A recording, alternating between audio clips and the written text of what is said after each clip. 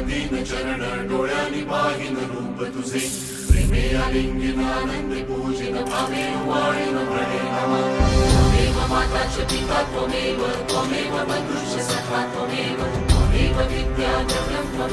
त्वमेव सर्वं मम देव कायेन वाचा मनसेन्द्रियेण वा बुद्ध्यात्मना वा प्रकृतिस्वभावात् करोमि यत्